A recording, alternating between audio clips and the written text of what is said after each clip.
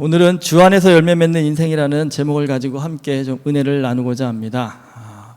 여러분, 이스라엘에서는 귀하게 여기는 나무가 몇 개 있습니다. 그 나무들은 포도나무, 올리브나무, 무화과나무입니다. 이 나무들은요, 건조한 이스라엘에서 잘 자라는 특성을 가지고 있습니다. 그 중에서도 이 포도나무는요, 성경에서 이스라엘을 상징하는 나무로 자주 등장을 합니다.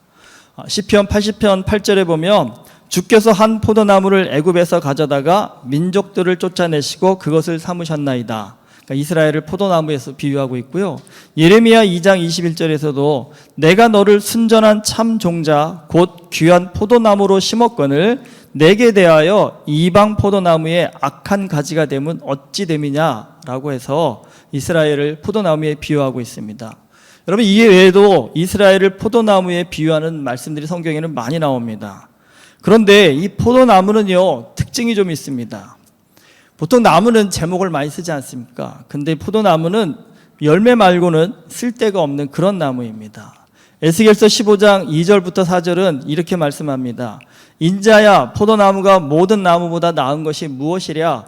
숲속의 여러 나무 가운데 있는 그 포도나무 가지가 나은 것이 무엇이랴? 그 나무를 가지고 무엇을 제조할 수 있겠느냐? 그것으로 무릇 그릇을 걸 못을 만들 수 있겠느냐? 불에 던질 땔감이 될 뿐이라. 그러니까 포도나무로는요, 보통 나무로는 뭐 장식장도 만들고 집도 만들고 하는데 포도나무로는 그릇을 걸 못조차 만들 수 없는 그런 나무라는 겁니다. 그래서 땔감 외에는 쓸 데가 없다라는 겁니다. 그러니까 열매를 맺지 못하는 포도나무는 사실은요, 아무 쓸모가 없다라고 성경은 강조하여 말하고 있습니다. 오늘 말씀에서 예수님은 자신이 참 포도나무라고 하십니다. 그냥 포도나무가 아니라 굳이 참 포도나무라는 표현을 쓰셨습니다. 이 이유가요, 이사야서 5장에 보면 하나님은 극상품 포도나무를 심으셨는데 들포도를 맺었다고 탄식하는 내용이 나옵니다. 이 들포도는요, 시고 맛이 없어서 먹을 수가 없는 포도입니다. 하나님께서 이스라엘을 택하셔서 큰 은혜로 돌보아 주셨음에도 불구하고 그들이 타락하여서 온전한 믿음의 열매를 맺지 못했다라는 겁니다. 참 포도나무는요, 탐스럽고 먹음직한 제대로 된 포도 열매를 맺는 나무입니다. 예수님 자신이 그런 참 포도나무가 된다라고 하십니다. 그런데 예수님은 혼자만 열매를 맺는 것이 아니라 자신에게 붙어있는 모든 가지에서도 그런 열매를 맺게 하신다고 합니다. 예수님께 붙어있으면서도 열매를 맺지 못한다면 그 가지는 하나님께서 제거해 버리시지만 열매를 맺는다면 더 많은 열매를 맺게 해 주신다고 합니다. 여러분, 포도나무 열매, 그러면 우리는 눈으로 보아서 알고 먹어서 잘 알고 있습니다. 그런데 지금 예수님께서 말씀하시는 건 단순한 포도 열매가 아니라는 겁니다. 예수님을 믿는 사람들이 그 삶에서 맺어야 할 열매를 말씀하고 계십니다. 그럼 여러분 한번 질문해 보십시오. 예수님을 믿는 사람으로서 오늘 내가 삶에서 맺어야 할 열매는 어떤 것일까요? 무엇일까요? 사실 딱히 이게 열매는 이것입니다라고 말하기가요, 쉽지가 않습니다. 여러분, 내 삶 가운데 예수 그리스도를 믿는 사람으로서 맺어야 될 열매를 들어보라고 한다면 옆 사람에게 자신 있게 나는 이겁니다라고 말씀하실 것이 지금 잘 떠오르시나요? 쉽지 않더라고요. 근데 우리가 성경을 통해서 몇 가지 답을 얻을 수가 있습니다. 이 에베소서 5장 8절과 11절은 이렇게 말씀합니다. 너희가 전에는 어둠이더니 이제는 주 안에서 빛이라. 빛의 자녀들처럼 행하라. 빛의 열매는 모든 착함과 의로움과 진실함에 있느니라. 주를 기쁘시게 할 것이 무엇인가 시험하여 보라. 너희는 열매 없는 어둠의 일에 참여하지 말고 도리어 책망하라. 예수님 안에서 어떻게 살라고요? 착하고 의롭고 진실하게 살면서 예수님을 기쁘시게 하는 일에 힘쓰라는 겁니다. 그러면 그게 우리 삶의 열매가 된다는 겁니다. 갈라디아서 5장 22절과 23절은 더 구체적으로 우리에게 말씀합니다. 성령의 9가지 열매 잘 알고 계시죠? 오직 성령의 열매는 사랑과 희락과 화평과 오래 참음과 자비와 양성과 충성과 온유와 절제니 이 같은 것을 금지할 법이 없느니라. 사랑, 희락, 화평, 오래 참음, 자비, 양성, 충성, 온유, 절제. 이것들 들으시면 어떤 생각이 먼저 드시나요? 저는 솔직히 좋긴 하지만 이거 속 터지는 일들 아닌가요? 우리도 그렇게 이렇게 살다간 내가 내 성격에 죽을 것 같습니다 할 수도 있을 것 같습니다. 사실 이게 다 나를 죽이고 나를 내려놓고 정말 하나님의 영광을 드러내야 되는 겁니다. 내가 다 손해 봐야 하는 것들입니다. 사실 세상에서 이렇게 살면 무슨 소리 듣겠습니까? 왜 너만 바보같이 사냐? 그런 얘기 듣기 쉽습니다. 하지만 여러분 우리가 좀 깊이 생각해 보면요, 진짜 우리가 이것들을 실천할 수 있다고 한다면 그 사람은 어떤 사람일까요? 굉장히 인격적인 사람이 될 수 있지 않을까요? 내면이 굉장히 강한 사람이 될 수 있지 않을까요? 여러분, 인격적이고 내면이 강한 사람이 된다고 한다면 그런 사람은 좀처럼 다른 사람의 말이나 좀처럼 다른 일에 마음이 흔들리지가 않는다라는 겁니다. 마음이 흔들리지 않고 굳건히 설 때 제일 복받는 사람이 누구겠습니까? 나 아닐까요? 누가 조금만 뭐라 그래도 부르르 분이 들끓어 있는다 한다면 여러분, 사실 그 인생이 얼마나 괴롭겠습니까? 사실 젊은 날에는 누구나 방황을 합니다. 뭐 여러 가지죠. 인생이 참 겁나기도 하고 혼란스럽기도 하고 또 나만 못난 것 같기도 하고 반대로요, 나만 잘나서 자기 욕심껏 살기도 합니다. 사실 어디 가서 인생의 답을 얻어야 할지 답답할 때가 많습니다. 그런데 여러분, 나이 들어보시니까 이게 나이 드니까 자연스럽게 해결되시나요? 이게 나이만 먹는다고 해결되지는 않더라고요. 오히려 더 속 터지더라고요. 나이를 먹었는데도 이게 깨달아지지가 않을까 하고요. 여러분, 포도나무가 열매를 맺기 위해서 가장 먼저 해야 할 일이 무엇이겠습니까? 뿌리를요, 땅속 깊이 내리는 것입니다. 이 뿌리가 얼마나 깊이 심겨드냐에 따라서 포도의 나무의 열매가 결정이 된다는 겁니다. 히브리서 11장 3절이 이렇게 말씀하십니다. 보이는 것은 나타난 것으로 말미암아 된 것이 아니니라 하고요. 대부분의 사람들은 포도나무의 열매만 봅니다. 하지만 그 열매를 가능케 한 것은 보이지 않는 뿌리입니다. 우리의 인생도요, 보여지는 것으로 결정되는 것이 아니라 보이지 않는 것으로 결정이 됩니다. 우리가 얼마나 깊은 영적 고민을 하느냐에 따라서 사실 우리의 보여지는 인생의 열매들이 결정되는 것입니다. 그러면 여러분, 깊은 영적 고민의 핵심은 무엇이겠습니까? 그것은 예수님 안에서 내가 어떻게 살 것인가, 이 질문입니다. 그러니까 예수님이 기준이 되어서 우리가 예수 그리스도 안에서 어떻게 살지를 방향을 정할 때 우리는 정말 의미 있고 가치 있고 보람 있는 삶을 살게 됩니다. 그러니까 예수님 안에서 고민할 때 우리는 진짜를 볼 수 있는 영의 눈이 열려지기 때문입니다. 제가 캄보디아를 2012년에 처음 방문했었습니다. 근데 한 14년 정도 지났죠, 벌써. 근데 지금은 캄보디아가 정말 많이 발전했습니다. 정말 그때 비하면요. 그런데 처음 캄보디아 갔을 때 충격적인 장면이 너무나 많았습니다. 달리는 승합차 위에요, 여러 명의 사람들이 올라가 있는 모습을 보면 무슨 묘기를 보는 것 같습니다. 저 사진은 그래도 약과예요. 저 위에 오토바이도 싣고요. 별거 다 싣고 다니더라고요. 그래서 어떻게 저게 달릴까? 근데 그것도 천천히 달리는 것도 아닙니다. 그렇게 싣고도 막 80km, 100km씩 달립니다. 근데 이것도 깜짝 놀랐는데, 더 놀랐던 건 뭐냐면 그 뚜월 초등학교를 방문했었는데 쉬는 시간에 아이들이 막 나오더라고요. 그랬더니 그 학교에 연못이 하나 있었는데 연못에 가가지고 흙탕물을 그냥 마시는 겁니다.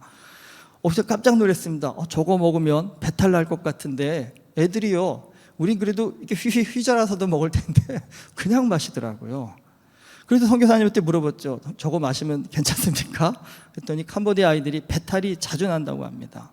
그래서 배 아프다고 약 달라는 애들이 굉장히 많다고 합니다. 근데 캄보디아 집에를 가봤는데 집에서 먹는 물도 별반 다르지가 않았습니다. 저기 큰 항아리 보이시죠? 저게 빗물 받아 놓는 항아리입니다. 근데 저 빗물 받았다가 저기 있는 항아리에 있는 물 그냥 마셨습니다.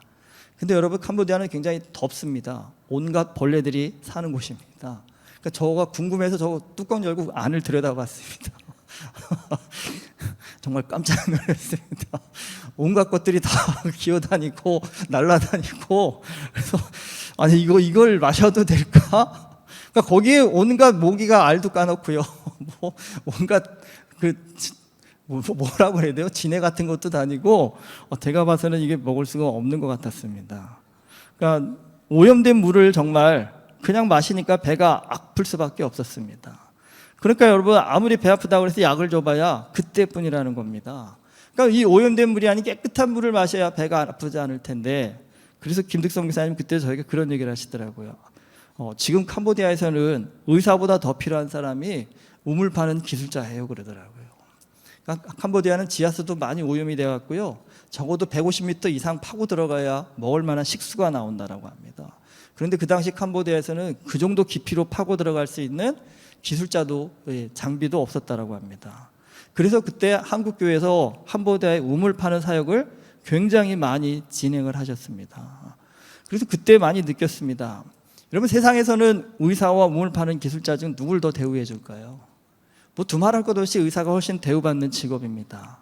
그런데 여러분, 하나님 나라의 관점에서 본다면요, 그 당시 캄보디아에서는 의사보다도 적어도 누가요?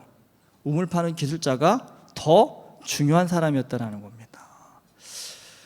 세상 살다 보면 우리 열등감에 빠질 때가 많습니다. 왜 그럴까 생각을 저도 고민을 많이 해봤습니다. 저도 나름 뭐 열등감이 꽤 있었습니다, 젊은 시절에는요. 그러니까 시골에서 자랐다라는 게 저는 좀 나름의 열등감이었습니다. 근데 가만히 예수님을 알고 나서부터 느끼는 게, 이게 내가 세상의 가치를 갖고 사니까 자꾸 열등감이 생기는구나 생각이 들었습니다. 세상에서 열등감을 갖는 이유는 대부분 그렇죠. 외모, 학벌, 집안 배경 등등, 뭐 이것 말고도 수없는 비교 속에서 우리 자신을 비교하게 만듭니다.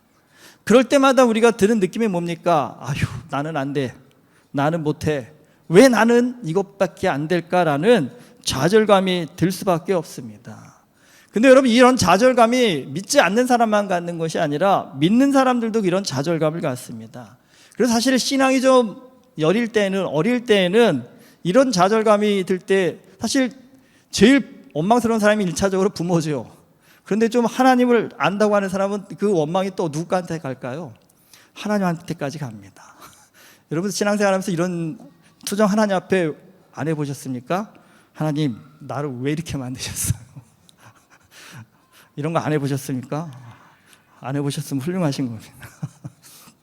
근데 여러분, 하나님은 우리 뭐라고 합니까? 어떤 분이라고 흔히 얘기합니까? 전지전능한 분이라고 얘기하십니다. 여러분, 전지전능하다는 얘기는 무슨 의미입니까? 하나님은 실수하지 않으신다라는 겁니다.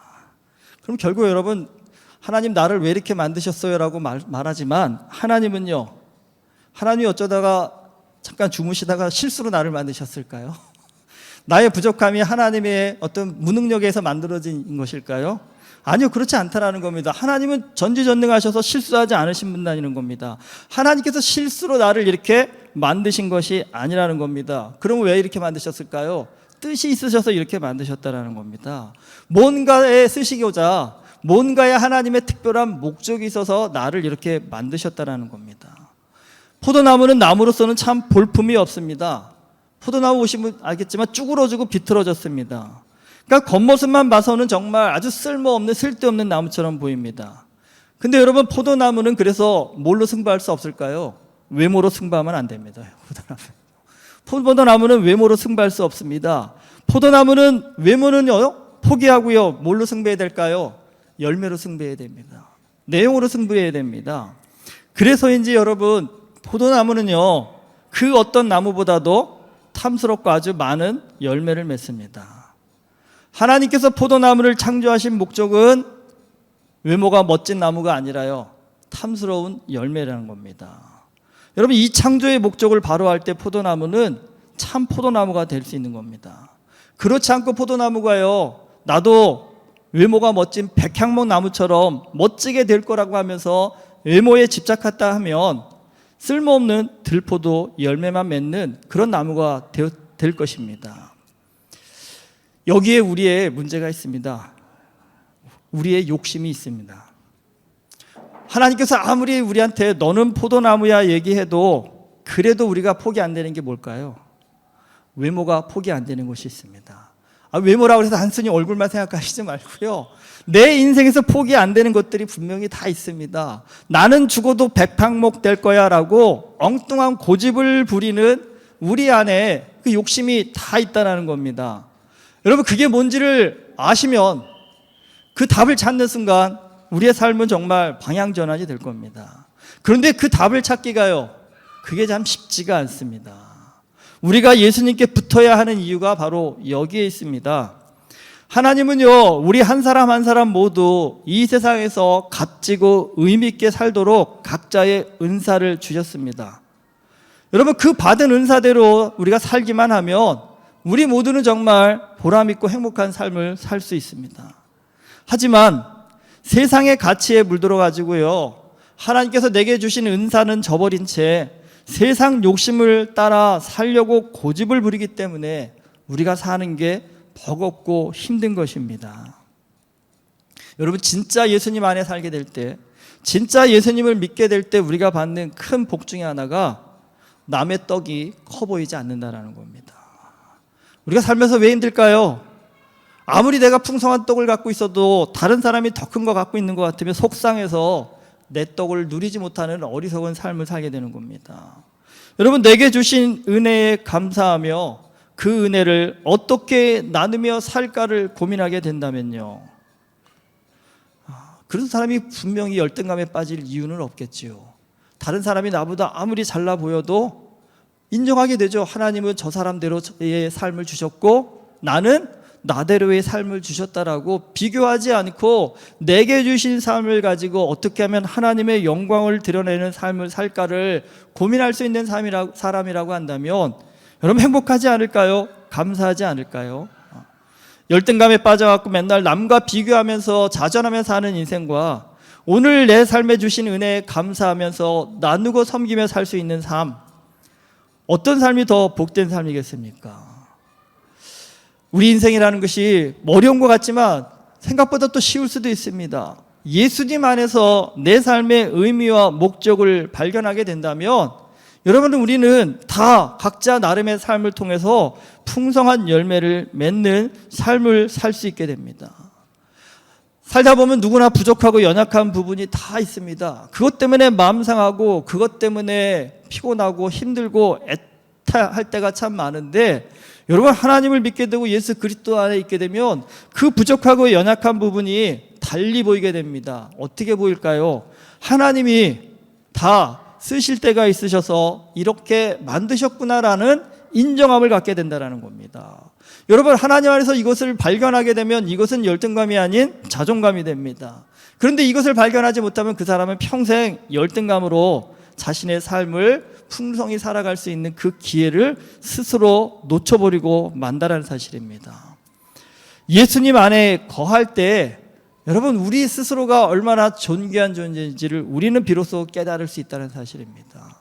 여러분, 생각보다 나는요, 전지전능하신 하나님께서 완벽하게 창조하신 존재이십니다.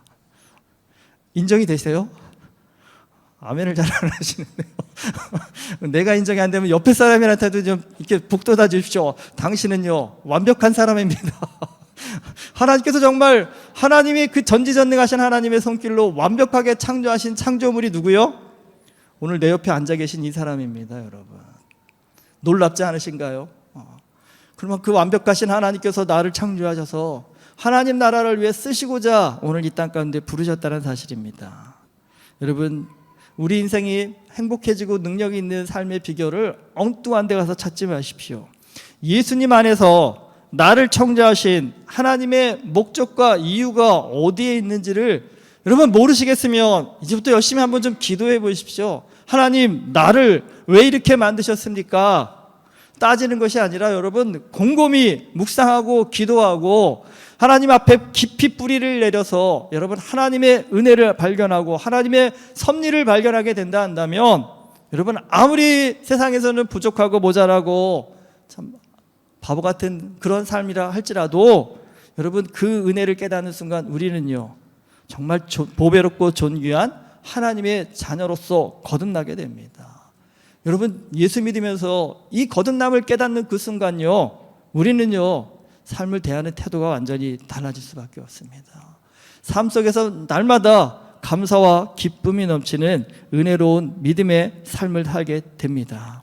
여러분, 오늘 어떠한 삶의 형편 속에서 나를 좀 자꾸 무너뜨리는 그런 세상의 유혹들과 또 압박이 있다고 할 때 여러분, 그 세상의 유혹과 압박에 굴복하지 마시고요, 예수 그리스도 안에 붙을 수 있는, 예수 안에서 내 삶의 목적과 이유를 발견할 수 있는 깊은 영적인 뿌리를 내리셔서 하나님 안에서 자존감을 회복하셔가지고요, 당당하게 이 땅을 살아갈 수 있는 우리 모두가 될 수 있기를 주님의 이름으로 축원합니다. 기도하시겠습니다. 하나님께서는 우리를 완전하게 완벽하게 창조하셨습니다. 하나님의 목적과 섭리에 맞게 사용하시고자 우리를 이 땅 가운데 보내주셨습니다. 그런데 우리가 어리석어서 그 하나님의 뜻과 섭리를 발견하지 못해서 이 땅 가운데서 날마다 한탄하며 열등감에 빠져 살 때가 많음을 이 시간 고백합니다. 아버지 하나님, 예수 그리스도께 접붙여져서 예수 그리스도 안에서 뿌리를 깊이 내릴 때 참 포도 열매를 맺는다고 약속하셨습니다. 오늘 우리의 삶이 예수 그리스도 안에 뿌리 내릴 수 있는 믿음의 삶 되게 하여 주시옵소서. 예수 안에서 하나님의 뜻을 발견할 수 있는 거룩한 삶 되게 하여 주시옵시사. 우리의 삶이 예수 안에서 날마다 하나님 복되고 귀한 열매 맺는 그런 삶 되어질 수 있도록 우리의 삶에 역사하여 주시옵소서. 예수 그리스도 이름으로 기도드립니다. 아멘.